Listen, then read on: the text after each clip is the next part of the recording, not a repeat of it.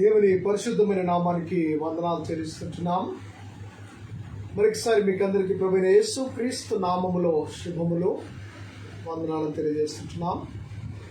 ఈ ఉదయకాలం దేవుని యొక్క వర్తమానాన్ని కొద్ది నిమిషములు మనము ధ్యానించుకుందాం. చిన్న ప్రార్థన చేసుకొని లైవ్ను ప్రారంభించుకుందాం. పరిశుద్ధుడా, మహా కనికరం కలిగిన మా తండ్రి, పరిశుద్ధుడా నీకు వందనాలు. కొద్ది నిమిషములు నీ మాటలు ధ్యానించడానికి మేము ఆశపడుతూ ఉంటుండగా పరిశుద్ధ ఆత్మదేవ నీ కృపను మాకు తోడుగా ఉంచి మా బలహీనతలను తొలగించి మంచి ఆరోగ్యమును క్షేమాన్ని కలుగజేసి కొద్ది మాటలు మా జీవితాలకు ఆశీర్వాదకరంగా మా బ్రతుకులకు దీవెనకరంగా ఉండేటట్టు మీరు మాతో మాట్లాడండి. యేసు నామములో అడుగుతున్నాను తండ్రి, ఆమేన్. దేవుని ఘనమైన నామానికి వందనాలు చెల్లిస్తుంటున్నాం.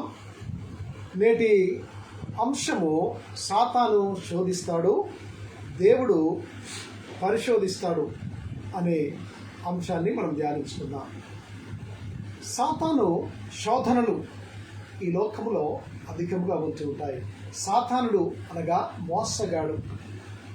ఎవరైతే దేవుని మార్గంలో నడుస్తూ ఉంటారో, ఎవరైతే దేవుని యొక్క ఆజ్ఞానుసారము ఆయన కట్టడానుసారము ప్రవర్తిస్తూ ఉంటారో అటువంటి బిడ్డలను పడద్రోయడానికి వాడు వెనకాల వస్తూ ఉంటాడు. వాడు మోసపూరితమైన ఆలోచనతో, మోసపూరితమైన తలంపులతో మానవులను దైవ మార్గము నుంచి పడగొట్టి వారి యొక్క ఆత్మీయ స్థితిని చంపివేసే వాడుగా సాతాను ఉన్నట్టుగా మనం చూస్తున్నాం. వారి యొక్క పనే దేవుని పిల్లల యొక్క భవిష్యత్తును తుంచివేయడం, దేవునితో నడిచే బిడ్డలను ఆపివేయడం, లేదా దైవ అనుగ్రహము నుంచి వారిని ప్రక్కకు తిప్పి వారి జీవితాలను నాశనము చేయడమే వారి యొక్క గురిగా సాతానుడు ఈ లోకంలో తిరుగుతున్నట్టుగా మనం చూస్తాం. అందుకే ఎఫెసీయులకు రాసిన పత్రిక 6వ అధ్యాయం ఉంటుంది. గర్జించు సింహము వలె ఎవరిని మింగుదనా అని వాడు తిరుగులాడుచూ ఉన్నాడు. అనగా వాడు సింహము కాదు, కానీ సింహము వలె వాడు నటిస్తూ ఉన్నాడు లేదా గర్జిస్తూ ఉన్నాడు. ఎవరిని మింగుదనా, ఎవరు దొరుకుతారా, ఎవరిని ఈరోజు దైవ మార్గం నుంచి వారిని పడద్రోయాలా అని ఒక ఆలోచనతో సాతానుడు తన యొక్క దినచర్యను ప్రారంభిస్తూ ఉంటాడు. అందుకే సాతాను శోధిస్తూ ఉంటాడు. ఈ శోధకుని యొక్క శోధనలో నుండి మనము బయటకు రావాలి. శోధకుని, ఈ శోధనను జయించువాడు ధన్యుడు అని పరిశుద్ధ లేఖన భాగము మనకు బోధిస్తుంది. కనుక వీడు రకరకాల ఆలోచనలతో, రకరకాల చిక్కులతో మన జీవితాలను అనగా మానవ జీవితములను వాడు అతలాకుతలం చేసే పరిస్థితిలో ఉన్నట్టుగా మనం చూస్తుంటున్నాం. సంతోషము, సమాధాన పరిస్థితిలో నుంచి వాడు మనల్ని పడద్రోస్తూ ఉంటాడు. దేవునితో ఉన్న అనుబంధము, వాక్యం చదవడము, ప్రార్థించడం అనే ఈ స్థితి నుంచి సాతానుడు మానవులను ప్రక్కకు నెడుతూ ఉన్నట్టుగా మనం చూస్తుంటున్నాం. చాలామంది ఏంటంటే పాటలు పాడతాం, వాక్యం వింటాం, కానీ ప్రార్థన అనగానే నిద్రపోతూ ఉంటారు. ఎందుకంటే వాడు నిద్ర జోకొడుతూ ఉంటాడు. అనగా ప్రార్థించడము అది ఒక ఆయుధము. ప్రార్థించినప్పుడు వాడు మన యుద్ధ నుండి పారిపోతూ ఉంటాడు. కనుక మనల్ని ప్రార్థనా పనులు కాకుండా సోమరిపోతులుగా, నిద్ర మత్తుకు బానిసలుగా చేయడానికి వాడు ఇష్టపడుతూ ఉంటాడు. కనుక ఈ సాతాను శోధనను ఎదిరించడానికి మనము సంసిద్ధంగా ఉండాలి. క్రీస్తు బిడ్డలు క్రీస్తును కలిగి ఆ శోధకుని ఎదిరించి వాక్యము ద్వారా వారిని ఎదిరించు శక్తి కలిగిన వారు ఈ లోకంలో ఉండాలని దేవుని యొక్క మాటలు సెలవిస్తున్నారు. ఎందుకంటే పరిశుద్ధ గ్రంథములో యోబు గ్రంథము 1వ అధ్యాయము 12వ వచనాన్ని చూసినప్పుడు, యెహోవా ఇదిగో అతనికి కలిగిన సమస్తమును నీ వశమున ఉన్నది, అతని మాత్రము ఏం హానియు చేయకూడదని అపవాదికి సెలవీయగా వాడు యెహోవా సన్నిధి నుండి బయలు వెళ్ళెను. యోబు భక్తుని మనము చూస్తుంటున్నాం. యోబు యొక్క జీవితాన్ని మనం ఆలోచన చేసినప్పుడు ఆయన యథార్థవంతుడు, న్యాయవంతుడు, సత్యవంతునిగా అతని యొక్క వ్యక్తిత్వము ఉన్నట్టుగా దేవుని యందు భయభక్తులు కలిగిన వాడు, నిత్యము దేవునికి ప్రార్థించే వాడుగా ఉన్నట్టుగా మనం చూస్తుంటున్నాం. అతడు దేవుని యందు యథార్థ భక్తి కలిగి నీతి జీవితము జీవిస్తున్నాడు. కనుక దేవుడు యోబును అత్యధికంగా ఆశీర్వదించినట్టుగా మనం చూస్తున్నాం. అత్యధికమైన మేలులు, అత్యధికమైన దీవెనలు అతని కుటుంబానికి, అతని పిల్లలకు కలిగినట్టుగా చూస్తూ ఉంటాం. ఎప్పుడైతే ఇవన్నీ కలిగాయో ఇక్కడ సాతానుడు దేవుని దగ్గర అడుగుతూ ఉంటున్నాడు.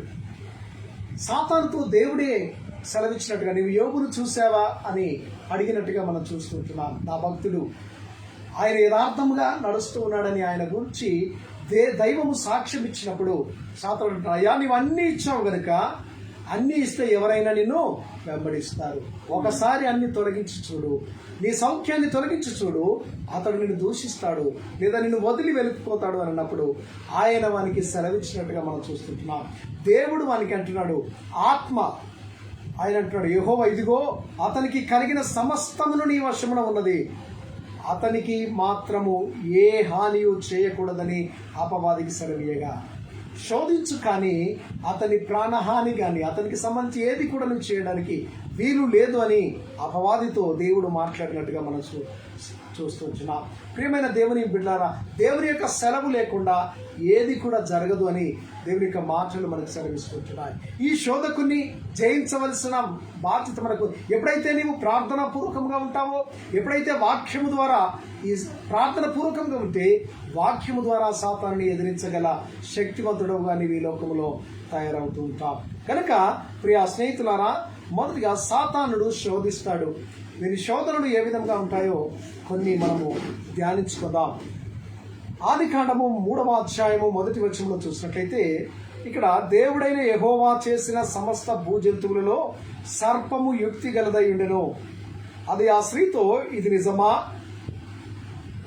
ఈ తోట చెట్లలోని ఫలమునైనను మీరు తినకూడదని దేవుడు చెప్పినా అని అడిగాను. సాతానుడు మెల్లగా ఒక ఆలోచన చేశాడు. ఈ ఏదెను తోటలో దేవుడు ఆది మానవులైన ఆదాము అవ్వలను సృష్టించి దాన్ని సేద్యము చేసి దాన్ని మీరు ఫలించి అభివృద్ధి పొందండి, లేదా ఈ యొక్క తోటలోని పళ్ళను మీరు తింటూ మీ యొక్క జీవనము గడపండి అని దేవుడు వారిని ఆ ఏదెను తోటలో వచ్చి ప్రతి చల్లపూట సాయంకాలమున వారి దగ్గరికి వచ్చి ఆయన మాట్లాడుతూ వారితో స్నేహం చేస్తూ వారిని ఆదరిస్తూ వారితో కలిసి మాట్లాడుతూ ఉన్న దేవుడు నిత్యము వారితో సాంగత్యము, దైవ సాంగత్యములో వారిద్దరూ ఉండేవారు. కానీ ఒకరోజు ఏం జరిగిందంటే, ఇక్కడ దైవ సృష్టిని మనం జ్ఞాపకం చేస్తున్నాం. దేవుడైన యెహోవా సమస్త భూజంతువులలో సర్పము, ఆయన సృష్టించిన, ఆయన చేసిన ఈ యొక్క భూజంతువులన్నింటిలో సర్పము యుక్తి గలదిగా ఉన్నట్టుగా మనం చూస్తుంటున్నాం. సర్పం ఇది మోసపుచ్చున్నదిగా, ఇది తెలివి కలిగినదిగా, కుయుక్తితో తన యొక్క ఆలోచనలతో అది తన యొక్క ప్రణాళికను రచించుకున్నట్టుగా మనం చూస్తున్నాం. అది ఆ స్త్రీతో, ఇది నిజమా? ఈ తోట చెట్లలో ఈ చెట్ల మధ్యలో ఉన్న ఈ చెట్లలో ఈ ఫలమును మీరు తినకూడదని దేవుడు చెప్పినా అని అడుగుతున్నట్టుగా మనం చూస్తున్నాం. ఇది నిజమా? దేవుడు ఈ యొక్క పండు తినకూడదన్నాడా అని ఈ మంచి చెడులు తెలివినిచ్చు ఆ ఫలమును సాతానుడు అవ్వకు చూయిస్తున్నట్టుగా మనం చూస్తున్నాం. ఇక్కడ ఈ అవ్వ ఆలోచన చేయాల్సింది ఏంటంటే, ఆమె నిత్యము ఆమెకు అర్థమైన స్వరాలు 2 స్వరాలు మాత్రమే ఆమెకు బాగుగా గుర్తు.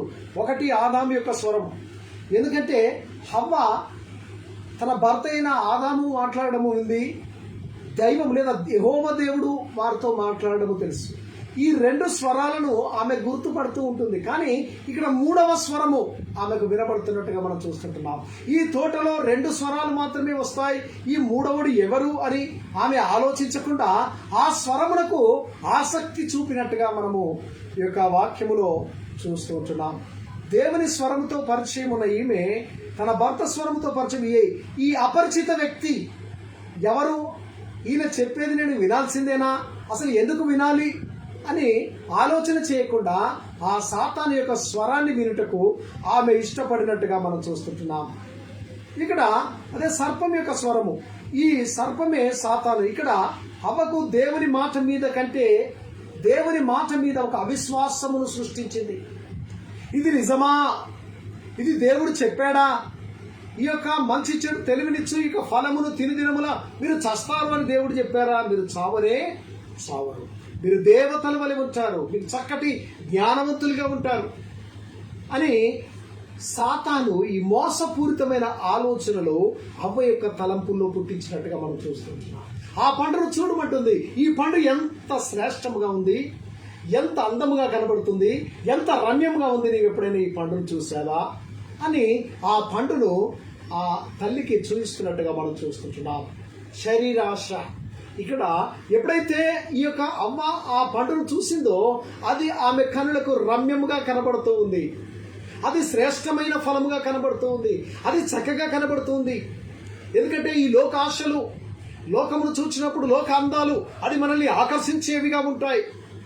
అవి మనల్ని ప్రాణము తీసే అంత లోతులోనికి మనల్ని తీసుకొని వెళతాయి.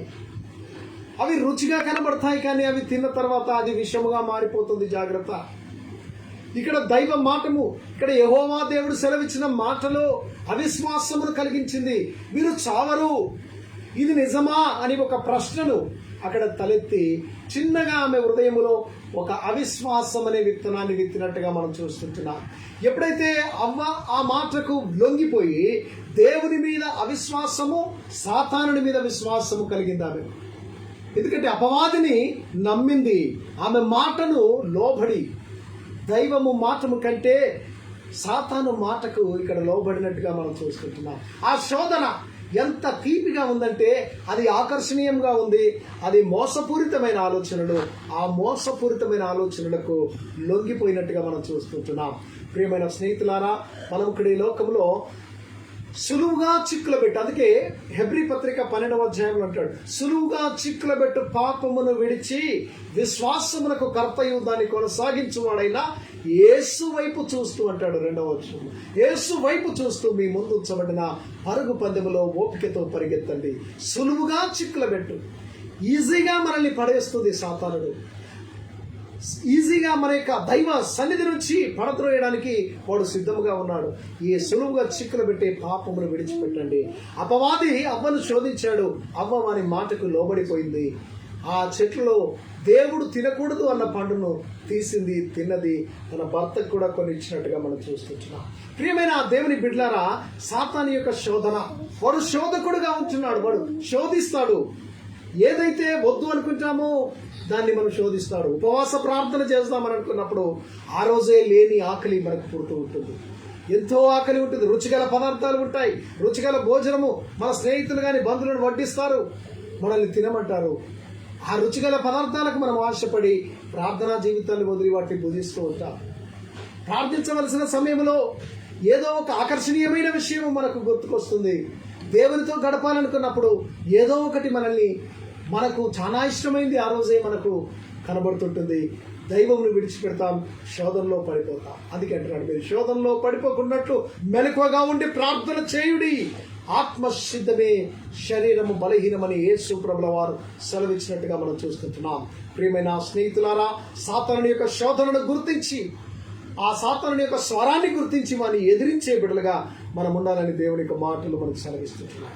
అందుకే అంటాడు ఇక్కడ కొరింథీయులకు రాసిన 2వ పత్రిక 11వ అధ్యాయం 3వ వచనంలో, సర్పము తన యుక్తి చేత హవ్వను మోసపరిచినట్లు మీ మనస్సులను చెరపబడి క్రీస్తు ఎడలనున్న సరళత నుండి, పవిత్రత నుండి ఎట్లయినను తొలగిపోవునేమో అని భయపడుతున్నాను. మీరు సాతానుడు ఏ విధముగానైతే హవ్వ మోసపరిచిందో, అపరిచిత వ్యక్తిగా వచ్చి దైవము నుంచి, దేవుని సన్నిధి నుంచి ఏ విధముగానైతే ఈ ఆది మానవులను దూరం చేసిందో, ఆ విధముగానే మీ జీవితాలలో మిమ్మల్ని మోసపరచుకున్నట్లు, కుయుక్తి చేత అవ్వను మోసపరిచినట్లు మీ మనస్సులను చెరపబడి క్రీస్తు ఎడలనున్న సరళత నుండి, పవిత్రత నుండి ఎట్లయినా తొలగిపోవునేమని భయపడుచున్నాను. కుయుక్తి చేత మోసపరిచిన సాతాను, ఆ ఘట సర్పము, ఆ అపవాది మీ మనస్సులను చెరపబడి మీ మనస్సులను చెడగొట్టి, మీ ఆలోచనను చెడగొట్టి, మీ తలంపులను, మీ పవిత్రతను, మీ కలిగిన దైవ భక్తి నుంచి మిమ్మల్ని పడద్రోస్తాడేమోనని నేను భయపడుచున్నానని అపోస్తలుడైన పౌలు కొరంథీ సంఘముతో మాట్లాడుతున్నట్టుగా మనం చూస్తుంటున్నాం. ఈ కొరంథీ ప్రజలు ఎదుర్కొంటున్న ఈ యొక్క సైతాను ప్రయోగిస్తున్న మోసం గురించి మాట్లాడుతూ ఉన్నాడు. ఈ సంఘములో అబద్ధ ప్రవక్తలు, అబద్ధ బోధకులు క్రీస్తు పేరుతో ఆయనతో ఆ మోసపూరితమైన ఆలోచనలు 13, 14, 15, 16 వచనాల్లో మనం చూస్తూ ఉంటాం. మోసపూరితమైన, ఇదిగో క్రీస్తు ఇక్కడ ఉన్నాడని, దైవము దేవుడు సెలవీయకున్నను దేవుడు సెలవిస్తున్నాడని వారు ప్రవచించినట్టుగా, లేదా అబద్ధపు ఆలోచనలు చేసి సంఘమును దైవ వాక్యములకు బదులుగా అబద్ధపు బోధనలు చేసి తప్పుడు త్రోవలో వక్ర మార్గములో ప్రజలను చెడగొట్టి నడిపిస్తూ ఉన్నట్టుగా మనం చూస్తుంటున్నాం. కనుక మీ మనస్సును జాగ్రత్తగా ఉండండి. మీరు ఆ వక్ర బోధకు, ఆ అబద్ధ ప్రవక్తలు లేదా అబద్ధ బోధకుల యొక్క బోధలకు మీరు లొంగిపోకుండా, సాతాను యొక్క కుయుక్తులకు మీరు లొంగిపోకుండా, ఆ సాతాను యొక్క తీయటి మాటలకు కపట ప్రేమకు మీరు లొంగిపోకుండా మీరు సిద్ధంగా ఉండండి, జాగ్రత్తగా ఉండమని అపోస్తలుడైన పౌలు కొరింథీ సంఘములో ఆయన మాట్లాడుతూ ఉంటున్నారు. వారి ప్రవర్తన మార్చుకోరు, వారు మార్చుకున్నట్టు నటిస్తూ ఉంటారు, కానీ వారి హృదయంలో మార్పు లేని జీవితము జీవిస్తూ ఉంటారని అక్కడున్న ప్రవక్తలు, బోధకులు లేదా ఆ యొక్క స్వార్థికుల విషయంలో కొరింథీ సంఘము జాగ్రత్తగా ఉండాలని అపోస్తలుడైన పౌలు హెచ్చరిక చేస్తున్నట్టుగా మనం చూస్తుంటున్నాం.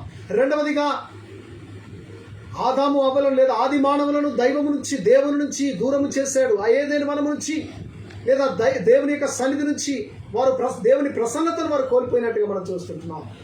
కనుక సాతానుడు శోధిస్తూ ఉంటాడు. రెండవదిగా, సాతాను దావీదును శోధించాడు.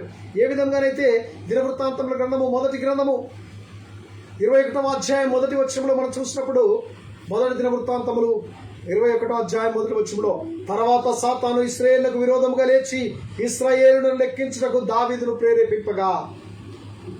చక్కటి మాట.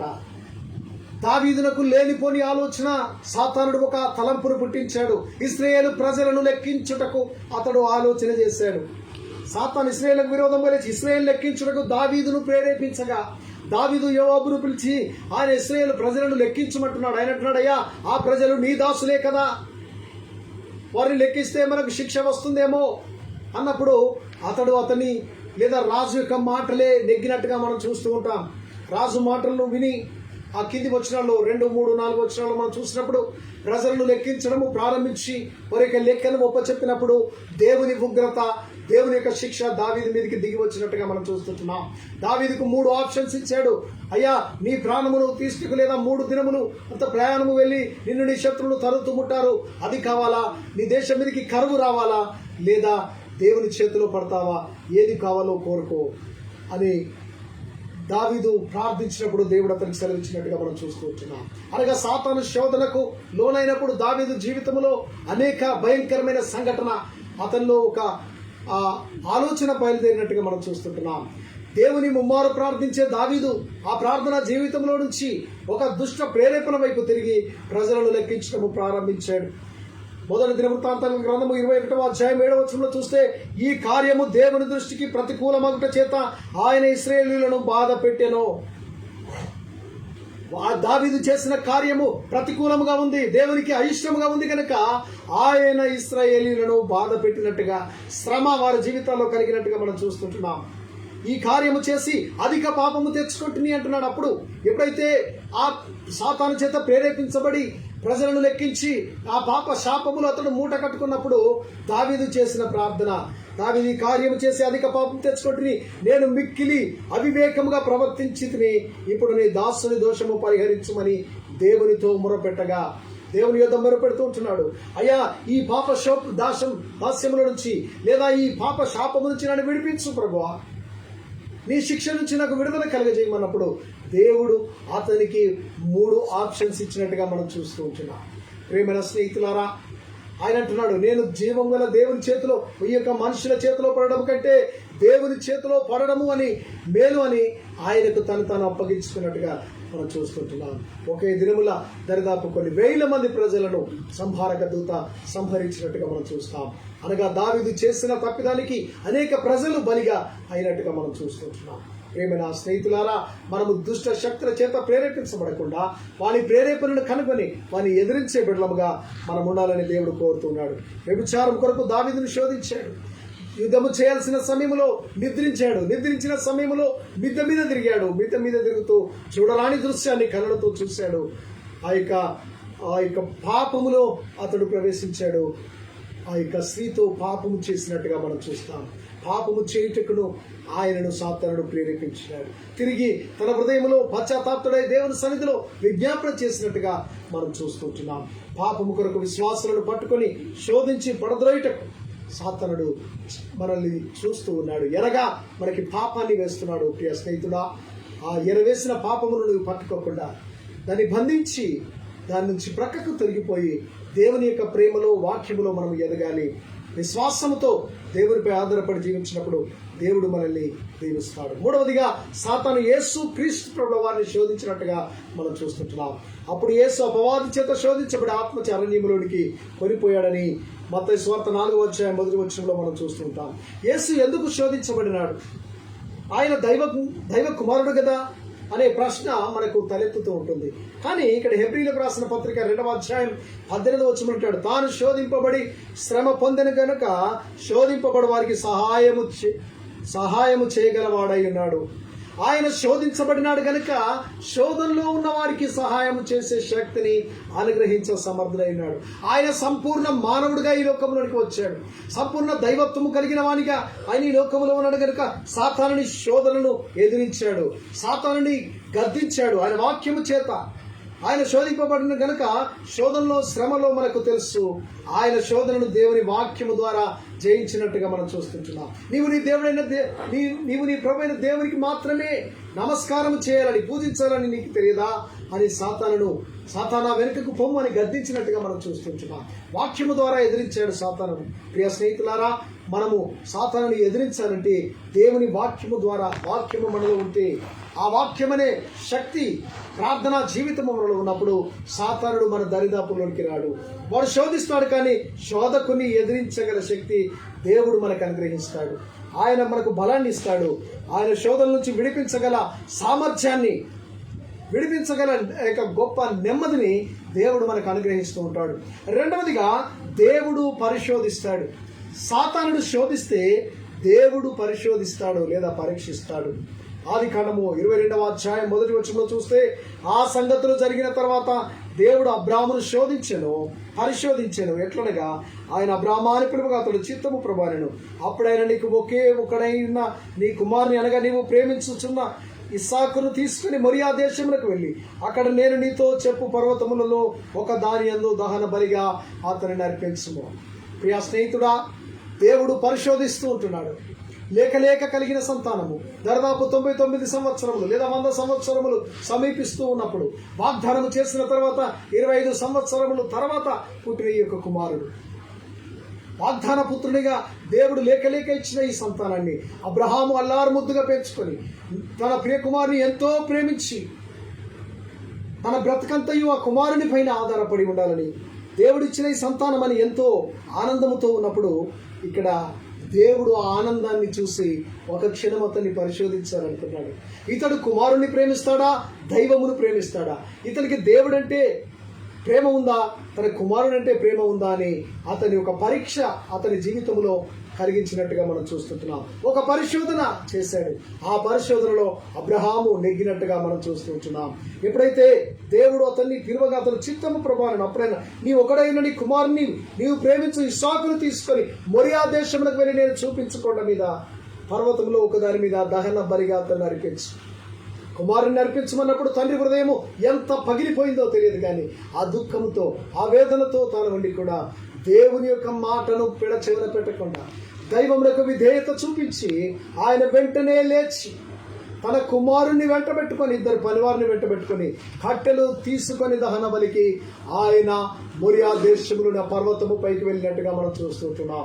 ప్రియమైన స్నేహితుడా, దేవుడు పరిశోధించాడు, కానీ ఆయన ఎప్పుడు కూడా శోధించే దేవుడు కాదు. శోధనలో ఉన్నవానికి విడుదలనిచ్చే దేవుడు, నీకు సహాయం చేసే దేవుడు, కానీ శోధించే దేవుడు కాదు, పరిశోధించే దేవుడు.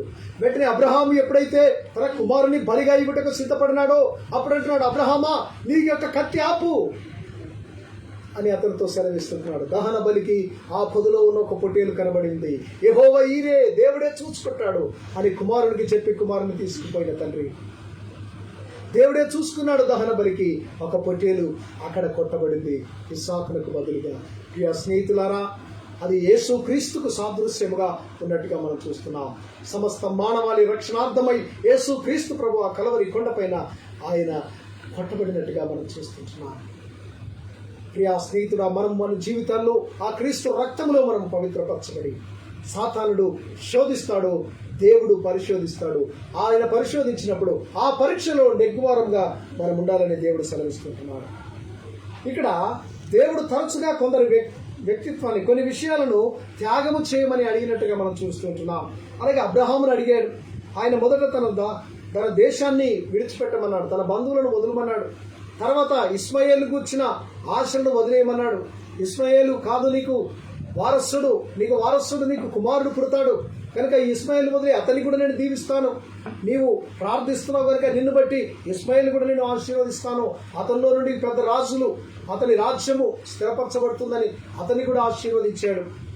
మూడవదిగా తన ముద్దుల తనయుడు లేక జన్మించిన ఇస్సాకును వదులుకోమన్నాడు. అలాగే తన కోసం సమస్తాన్ని విడిచిపెట్టరమని యేసు ప్రభుల వారు తన శిష్యులతో మాట్లాడాడు. మీరు వాటిని విడిచిరండి శిష్యులు కూడా అడుగుతూ ఉన్నాడు. దేవుడు తన పట్ల తన ప్రజల ప్రేమను, నమ్మకాన్ని, విధేయతను పరీక్షిస్తూ ఉన్నాడు. తన శిష్యులను నన్ను వెంబడించమనగానే వారికి కలిగినవి వదిలి యేసయ్యను వెంబడించినట్టుగా మనం చూస్తున్నాం. వారి యొక్క ఓడలను వదిలారు, వారి వృత్తిని వదిలారు, వారి తల్లిదండ్రులను వదిలారు, వారికి కలిగిన సమస్తాన్ని వదిలి యేసయ్య వెంబడి వారు నడిచినట్టుగా చూస్తుంటున్నాం. 12 మంది శిష్యులు వారి స్థితుల్లో వారు కలిగినది వదిలిపెట్టి యేసును వెంబడించారు. ఆయన ఎవరిని కూడా పని లేని వారిని, సోమరులను ఆయన పరిచర్యకు పిలుచుకోలేదు. కానీ పని చేయగల సామర్థ్యం గల వారిని, ఎవరైతే పని చేస్తూ కష్టపడే వారిని దేవుడు తన పరిచర్యలో పాలు పంపులు ఇచ్చినట్టుగా మనం చూస్తుంటున్నాం. ప్రియమైన దేవుని బిడ్డలారా, ఆయన ఇచ్చిన పరీక్షలో నెగ్గేవారముగా, ఆయన పరిశోధించినప్పుడు ఆ పరిశోధనలో విజయం సాధించే వారముగా మనం ఉండాలని దేవుడు కోరుతూ ఉంటున్నాడు. మూడవదిగా, దేవుడు ఎవరిని శోధించడు. ఆయన శోధిస్తాడని మీరు ఎవరు కూడా అనుకోవద్దు. అయ్యో నన్ను దేవుడు ఎందుకు నాకు ఈ శిక్ష, దేవుడు చూడట్లేదా? చాలా మంది ఈ లోకములో అంటూ ఉంటారు. చాలా మంది అంటూ ఉంటే వింటూ ఉంటాం. అయ్యో నేను నిత్యము ప్రార్థన చేస్తూ ఉంటాను, దేవునికి బలులు అర్పిస్తున్నాను, కానుకలు ఇస్తున్నాను, ఈ మంచి ధర్మ కార్యాలు చేస్తూ ఉంటున్నాను, కానీ నా జీవితంలో ఎందుకు ఈ యొక్క శిక్ష? ఎందుకు నా జీవితంలో ఈ అనారోగ్య పాలయ్యాను? ఎందుకు నా జీవితంలో అభివృద్ధి లేదు? ఎందుకు నేను అప్పుల బాధలో ఉన్నాను? ఎందుకు ఉద్యోగం చేస్తున్నాను కానీ ఆ ఉద్యోగంలో వచ్చే రాబడి నా జీవితంలో సరిపోవట్లేదు? నా పిల్లల పోషణకు సరిపడే డబ్బు సరిపోవట్లేదు, లేదా నా ఎదుగుదలకు లేదు, కట్టుకోవడానికి గృహము లేదు, ఉండడానికి తినడానికి తిండి లేదు, భయంకరమైన పరిస్థితిలో ఉన్నాను. దేవుడు ఏం చేస్తున్నాడు? దేవుడు నన్ను శోధిస్తున్నాడు అని అనుకుంటాం. కానీ ప్రియ స్నేహితులారా, దేవుడు ఎప్పుడు శోధించడు. నీవు శోధనలో ఉన్నావా? దేవుని వైపు చూసి మొరపెట్టు. ఆయన శోధనలో నుండి నేను తప్పించడానికి తగిన మార్గాన్ని చూపిస్తాడు. ఆయన పరిశోధించే దేవుడు. ఆయన ఎవరిని కూడా శోధించడని యాకోబు రాసిన పత్రిక 1వ అధ్యాయం 13వ వచనం అంటాడు. దేవుడు కీడు విషయమై శోధింపడేరడు, ఆయన ఎవరిని శోధింపడు. గనుక ఎవడైనను శోధింపబడినప్పుడు నేను దేవుని చేత శోధింపబడుచున్నానని అనకూడదు. ఎవడు కూడా నన్ను దేవుడు శోధించాడు అనకూడదు. ఆయన ఎవరిని కూడా శోధించే దేవుడు కాదు. నీవు నీ కీడు చేత, నీవు ఈ లోకాశల చేత దేవుడు కీడు విషయమై శోధింపబడనేరడు. ఆయన ఎవరిని శోధింపడు. కనుక ఎవడైనా శోధింపబడినప్పుడు నేను దేవుని చేత శోధింపబడుచున్నాను అనకూడదు. ప్రతివాడు తన స్వకీయ దురాశ చేత ఈడవబడి మరలు కొల్పబడిన వాడై శోధింపబడుతున్నాడు. నీ స్వకీయమైన ఆలోచనలు, నీ స్వకీయమైన పాపము, నీకు దేవునికి మధ్య అడ్డుగోడగా నిలిచిన ఆ పాపం వలన, నీవు చేసుకునే అతిక్రమ క్రియల వలన, నీవు చేసిన ఆ దోష క్రియల వలన నీవు శోధించబడుతూ ఉన్నావు. నీవు పాపం చేశావు కనుక సాతానుడు నిన్ను శోధిస్తూ ఉన్నాడు. నీవు దేవుడికి దూరంగా ఉన్నావు, అందుకే దేవుడు ఆ సాతానుడు నిన్ను పట్టి పీడిస్తూ ఉన్నాడు. నీ స్వకీయమైన ఆలోచన చేత, నీ స్వకీయమైన దురాశ చేత నీవు వీడవబడుతూ ఉన్నావు. వాటిని వదులుకో, యేసు వైపు చూడు. దేవుడు నిన్ను అత్యధికంగా ఆశీర్వదించబోతున్నాడు. ఆయన శోధించే దేవుడు కాదు. ఆయన ఎవరిని కూడా శోధింపడు.